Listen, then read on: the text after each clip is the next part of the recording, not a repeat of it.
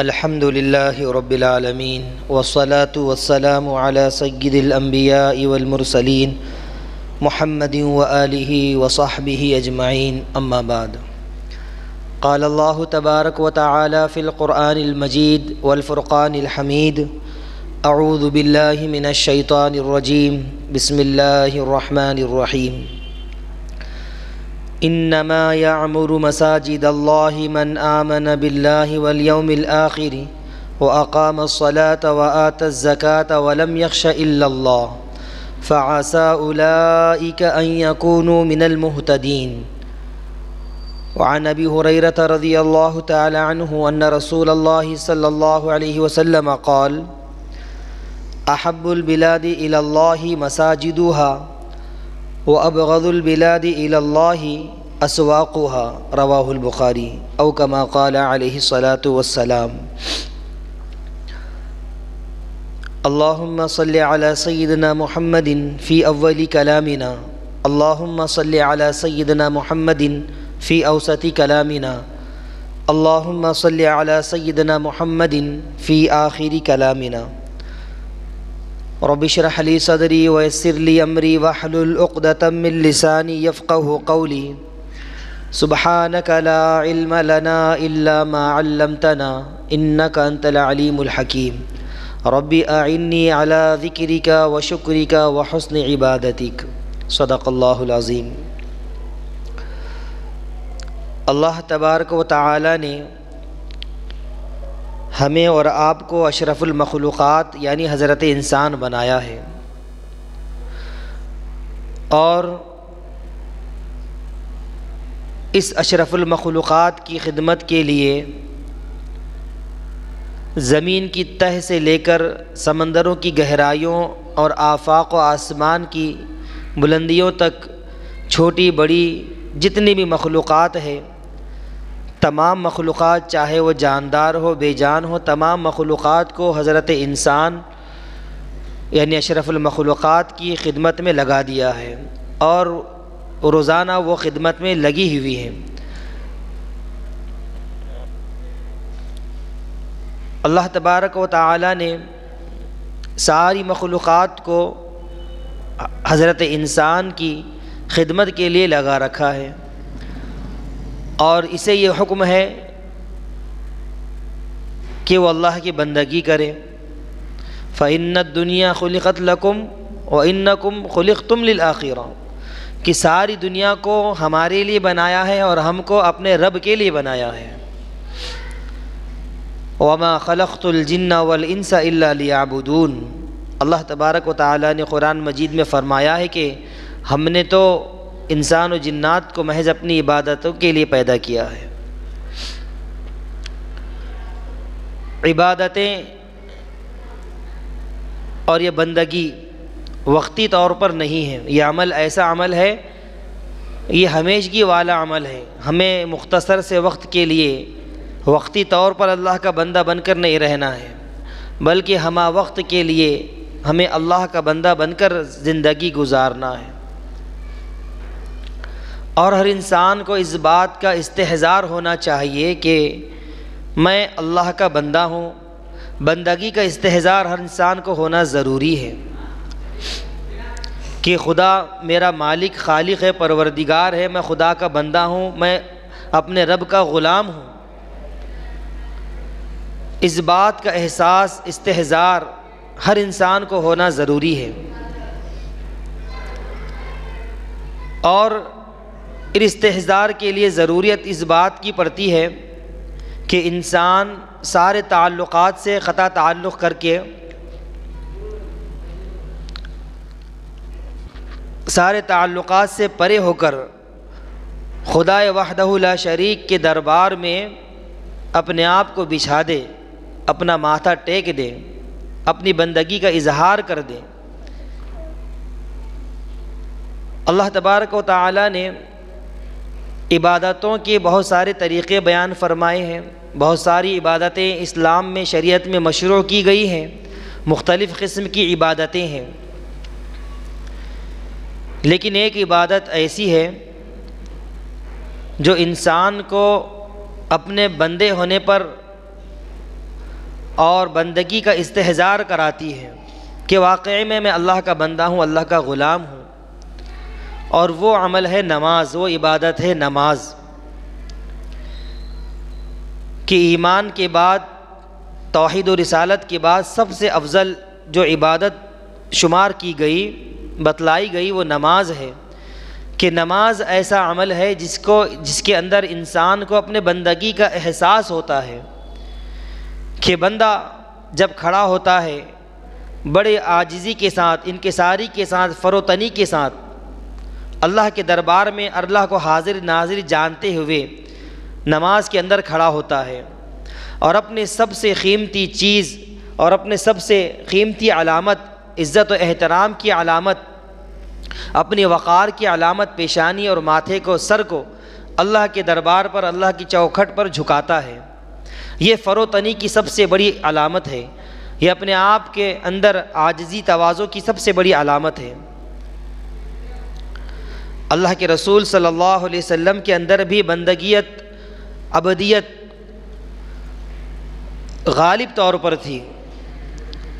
مکمل طور پر اللہ کے رسول صلی اللہ علیہ وسلم کے اندر بندگی پائی جاتی تھی۔ اس کی مثال اس طرح سمجھ سکتے ہیں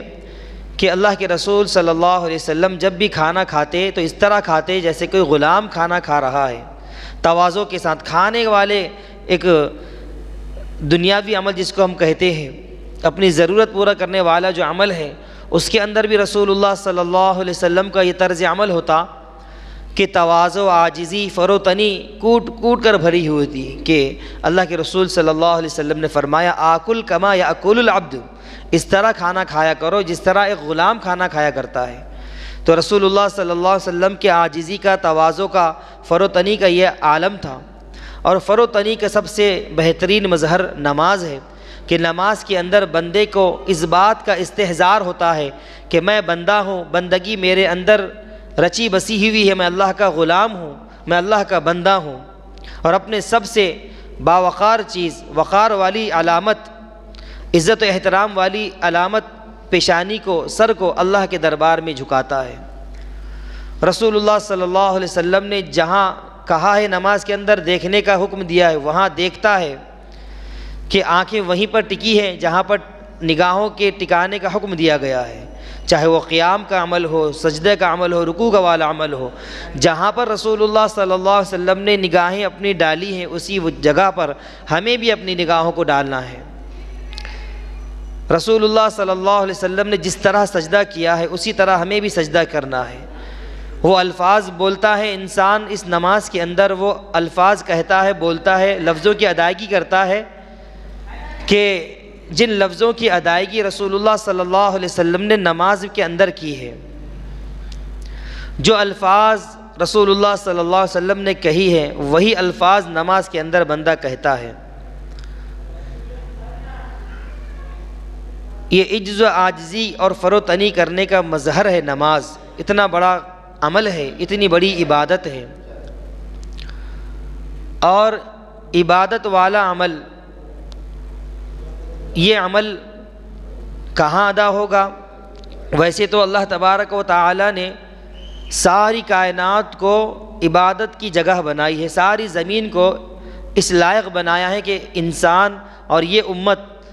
ساری روئے زمین پر کہیں پر بھی عبادت کو انجام دے سکتے ہیں۔ یہ ایک اس امت کا امتیاز ہے۔ پہلی امتوں کو یہ امتیاز حاصل نہیں تھا، ان کے مخصوص مقامات تھے، مخصوص جگہ تھی کہ وہیں پر وہ اللہ کی بندگی، عبادت کیا کرتے تھے۔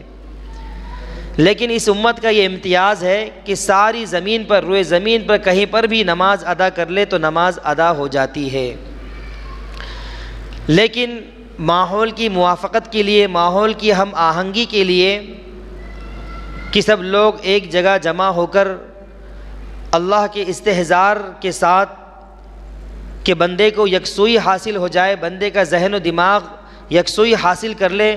دنیا کی ساری فکروں کو زائل کر کے، ساری فکروں کو چھوڑ کر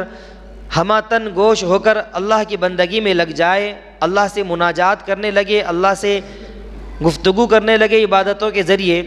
اس کے لیے ضروری ہے، ضرورت اس بات کی تھی کہ کوئی ایک جگہ مختص کرتے، ورنہ یہ امت چار دیواری کی محتاج نہیں ہے عبادت کرنے کے لیے، لیکن ہم آہنگی اور موافقت کے لیے جماعت کے ساتھ نماز پڑھنے کے لیے، یکسوئی کے ساتھ اللہ کی عبادت کرنے کے لیے ہمیں یہ حکم ملا ہے رسول اللہ صلی اللہ علیہ وسلم کے ذریعے کہ ایسی جگہ کو مختص کیا جائے اللہ کی عبادت کے لیے جہاں 5 وقت کی نماز باجماعت ادا کی جاتی ہو، اسے مسجد کہتے ہیں، کہ جہاں پر 5 وقت کی نماز باجماعت ادا کی جاتی ہے۔ مسجد کے اصل معنی ہے سجدے کی جگہ۔ غور کیا جائے تو یہ نماز اور مسجدیں ہماری فروتنی کا، ہمارے عجز و عاجزی ظاہر کرنے کا اور ہماری بندگی ظاہر کرنے کا بہترین ذریعہ ہے کہ جس جگہ جا کر ہم اپنی بندگی کا، عاجزی کا، تواضع کا اظہار کر سکتے ہیں، اور یہ سب سے بڑا مظہر سجدہ ہے جو کہ نماز کے اندر ہوتا ہے۔ تو یہ سارے طریقے ہم کو بتلائے گئے کہ مسجد کو کس طرح قائم کرنا ہے، مسجد کو کس طرح آباد کرنا ہے، نمازیں کس طرح پڑھنی ہے۔ رسول اللہ صلی اللہ علیہ وسلم نے سارے طریقے ہمیں کہل کے بھی بتوا دیے اور کر کے بھی بتلوا دیے کہ کس طرح نماز پڑھنی ہے، نماز کا قیام کس طرح ہو، رکوع کس طرح ہو، سجدہ کس طرح ہو۔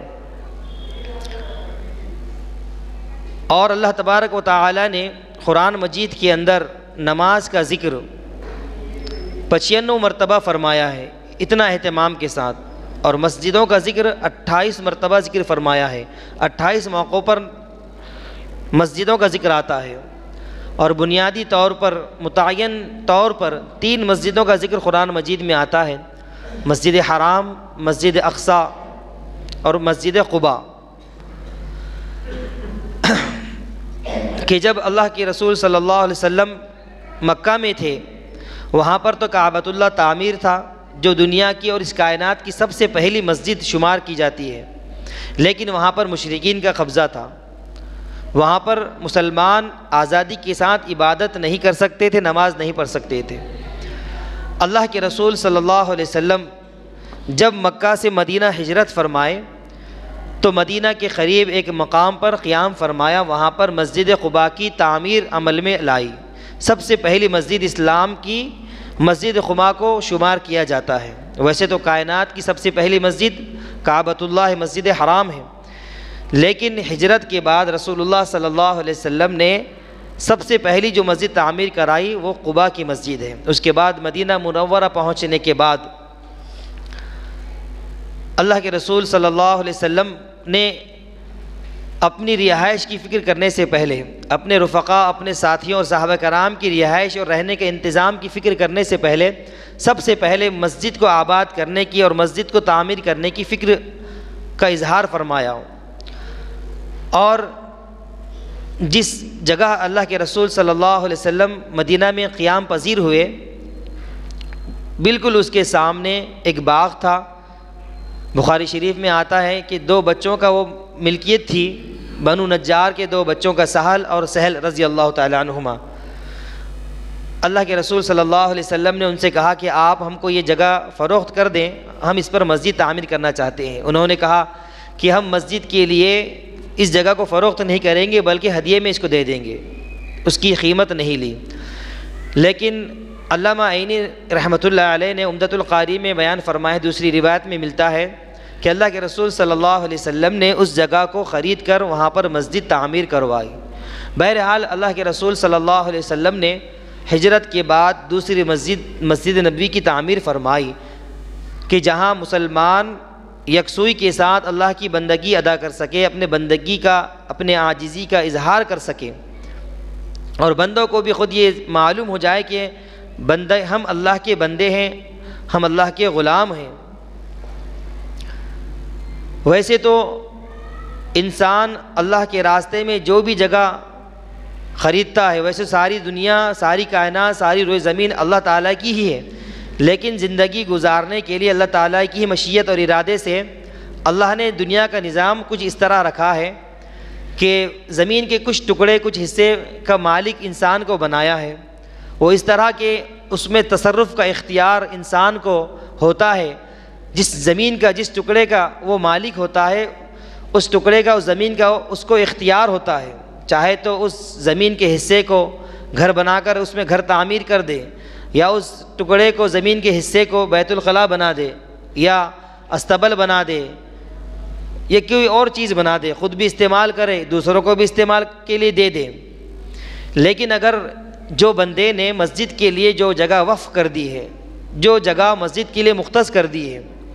اب خود وقف کرنے والے کی وہ اختیار نہیں ہوتا اس جگہ میں کہ مسجد کے علاوہ کسی اور کام کے لیے اس جگہ کا استعمال کیا جائے۔ مسجد کے علاوہ اس جگہ کو کوئی اور استعمال میں کسی اور کام کے استعمال کے لیے خود وقف کرنے والے کو اختیار نہیں ہوتا۔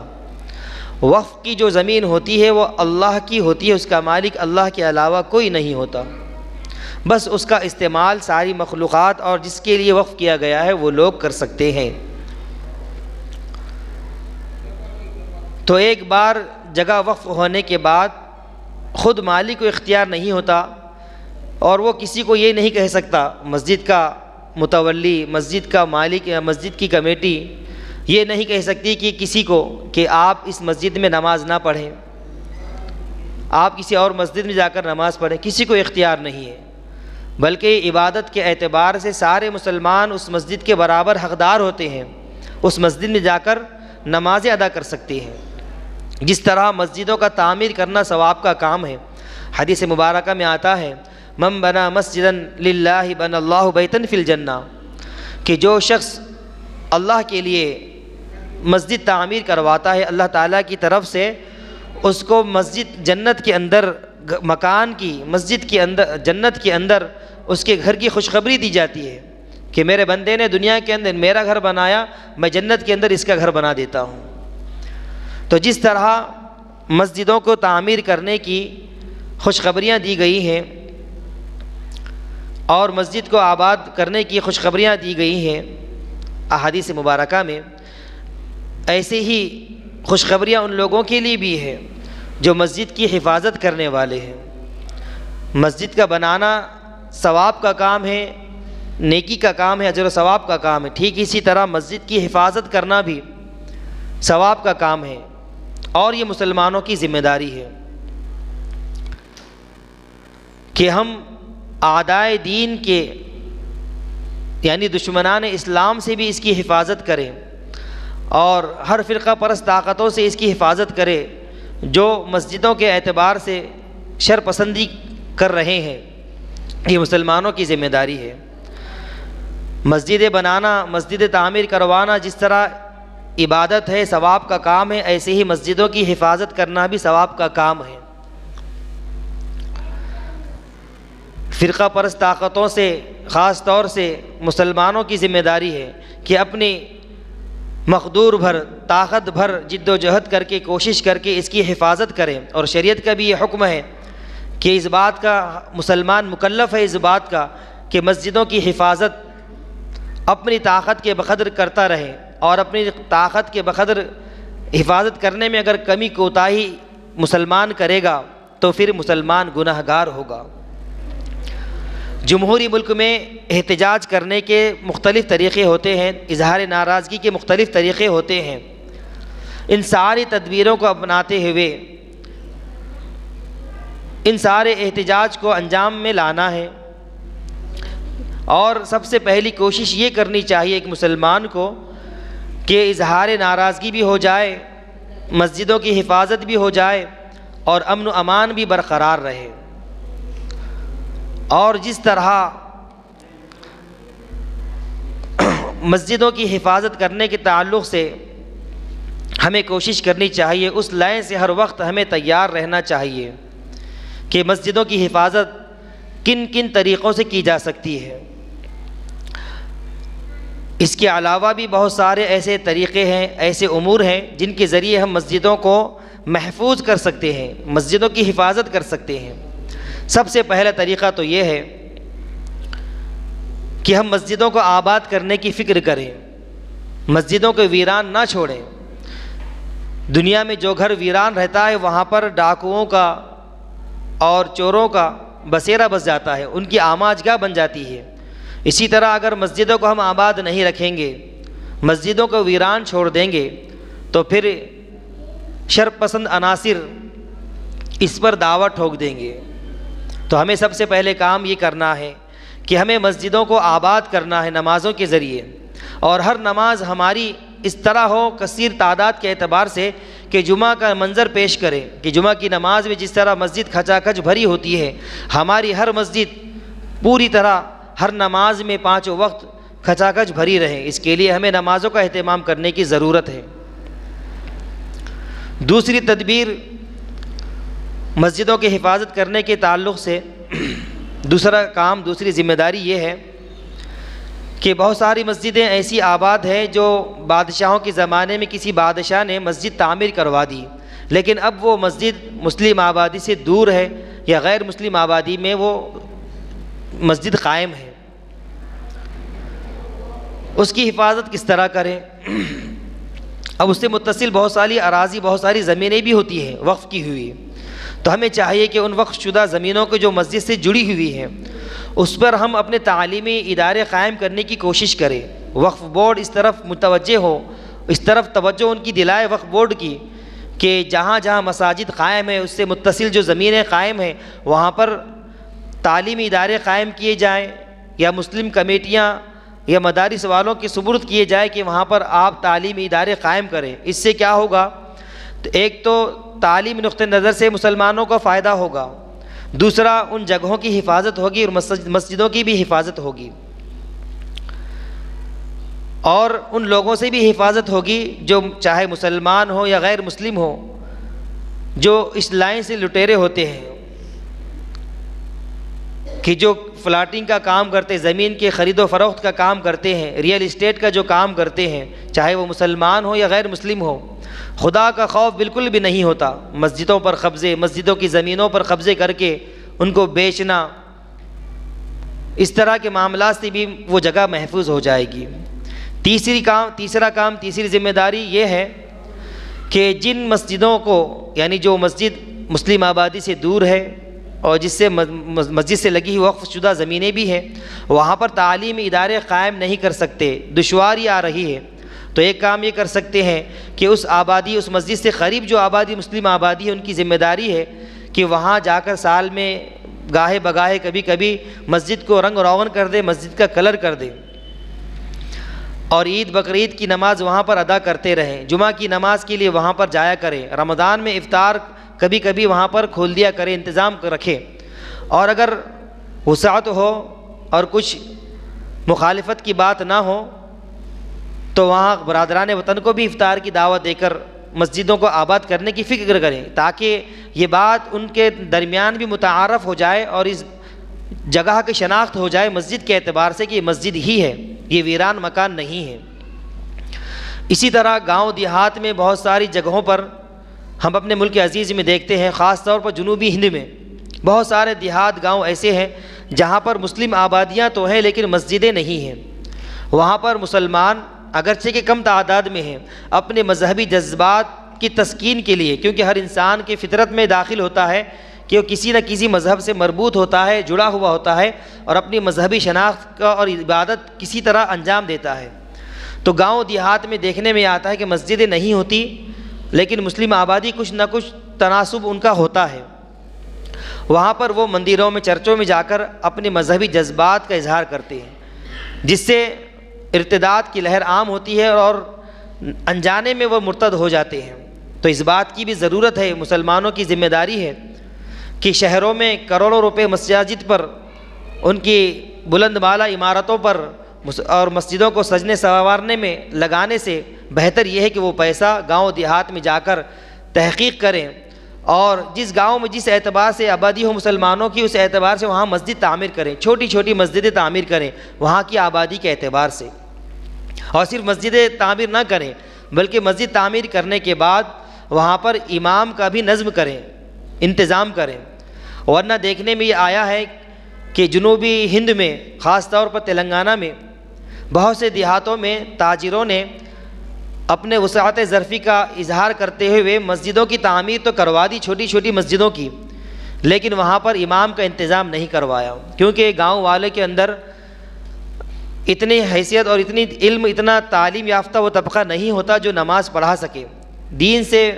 بے خبری ہوتی ہے، دین سے دوری ہونے کی وجہ سے، وہاں تک دین کی دعوت نہ پہنچنے کی وجہ سے ان کے اندر کوئی ایسا لائق فائق نہیں ہوتا جو امامت کے فرائض کو انجام دے سکے۔ تو انہوں نے بھی مسجدوں کی تعمیر کروائی لیکن امام کا انتظام نہیں کروایا، جس کا نتیجہ یہ ہوا کہ بہت ساری مسجدوں کو تالے لگ گئے اور بہت ساری مسجدوں پر قادیانیوں نے اپنا امام مقرر کر دیا، اور جو مسجدیں دین و اسلام کی، ایمان کی تحفظ کی حفاظت کا ذریعہ تھا، اب وہ کفر و ارتداد کا ذریعہ بن گیا۔ تو لہذا ہمیں دیہات گاؤں میں جا کر وہاں کے تناسب کے اعتبار سے مسجدوں کی بھی تعمیر کرنا ہے اور وہاں پر امام کا انتظام بھی کرنا ہے، تاکہ وہ لوگوں کی نماز بھی پڑھا سکیں، دین کی باتیں بھی سکھلا سکیں، اور وہاں کے بچوں کو، نونہالوں کو دین کی بنیادی بھی تعلیم بھی دے سکے۔ تو دو کام ضروری ہے کہ مسجد تعمیر کروائیں اور وہاں پر امام کا انتظام کریں۔ اور بہت سارے تجربات سے، مشاہدات سے یہ بات معلوم ہوتی ہے کہ دین کا جذبہ رکھنے والے لوگ مسجدوں کی تعمیر تو کروا دیتے ہیں، لیکن ایسی جگہوں پر تعمیر کرواتے ہیں جہاں پر مسلم آبادی دور دور تک نہیں ہوتی۔ ہائی وے پہ مسجد کی تعمیر کروا دیے تھے، پوچھتے ہیں بھائی کہ اس جگہ آپ نے عمارت کیوں تعمیر کی، مسجد تعمیر کیوں کی؟ تو جواباً یہ عرض کرتے ہیں کہ بہت سارے مسلمان یہاں سے گزرتے ہیں، مسلمانوں کے لیے نمازوں کا کوئی انتظام نہیں ہوتا، اس لیے ہم نے مسجد تعمیر کرا دی تاکہ مسافر کے لیے نماز پڑھنا آسان ہو جائے۔ ارے اللہ کے بندو، مسافر پر تو پہلے جماعت کی نماز واجب ہے ہی نہیں۔ مسافر جو ہوتا ہے وہ اپنے موقع محل کے لحاظ سے نماز پڑھ لیتا ہے، اور پوری روئے زمین اللہ کی ہے، اور یہ ہماری اس امت کو یہ امتیاز حاصل ہے کہ جہاں کہیں بھی ہم نماز ادا کریں نماز ادا ہو جاتی ہے۔ بخاری شریف کی روایت ہے کہ بندہ جہاں کہیں بھی نماز ادا کرے نماز ادا ہو جاتی ہے۔ تو اس کے لیے چند مسافروں کے لیے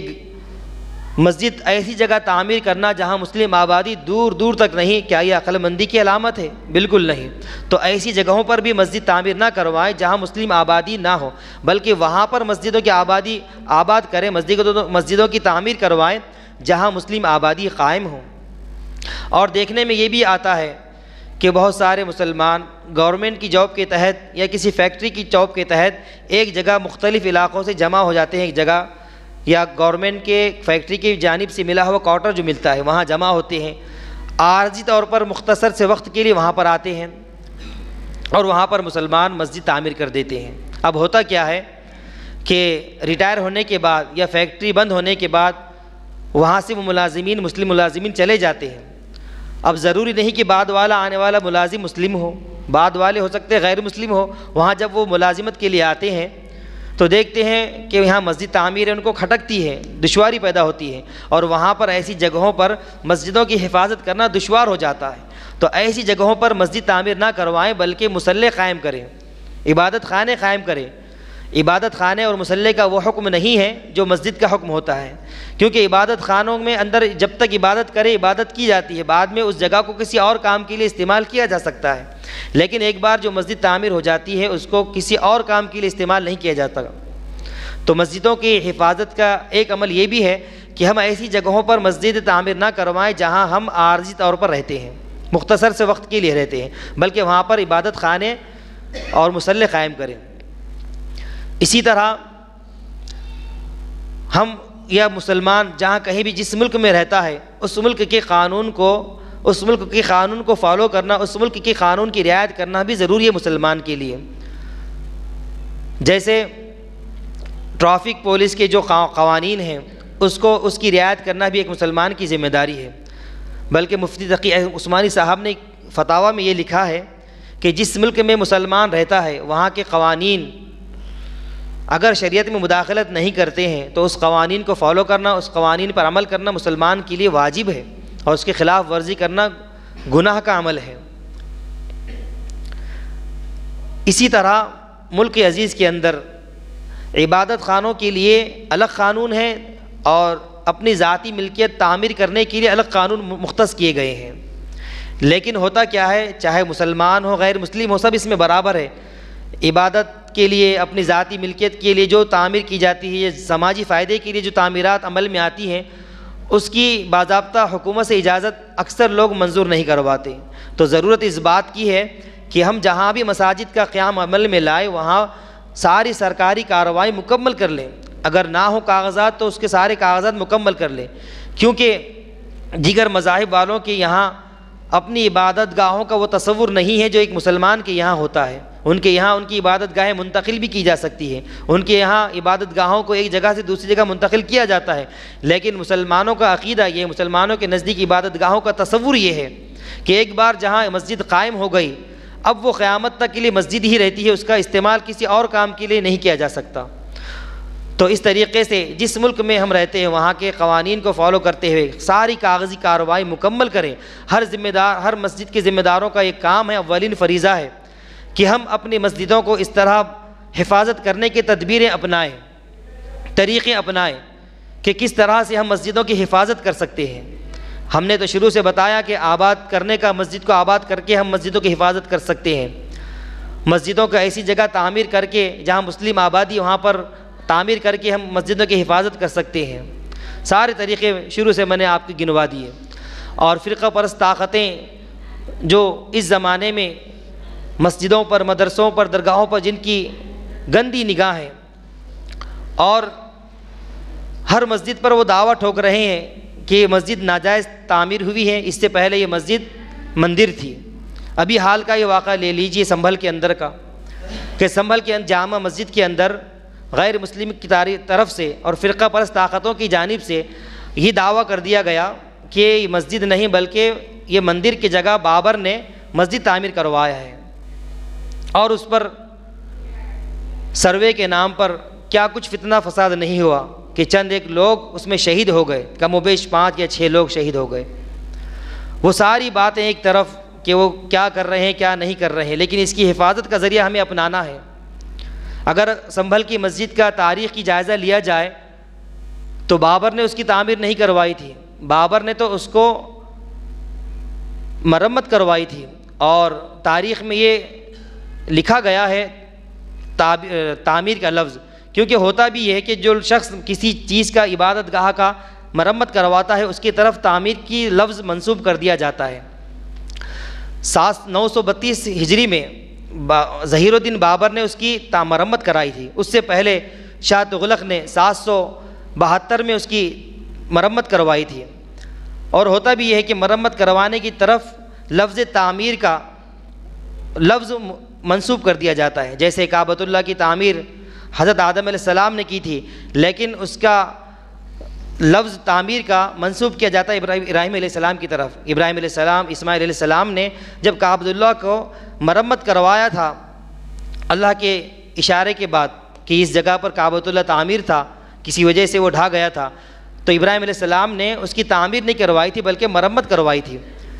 اور اس کے 40 سال کے بعد ابراہیم علیہ السلام نے مسجد اقصیٰ کی تعمیر مرمت کروائی۔ حالانکہ یہ بات مشہور ہے کہ سلیمان علیہ السلام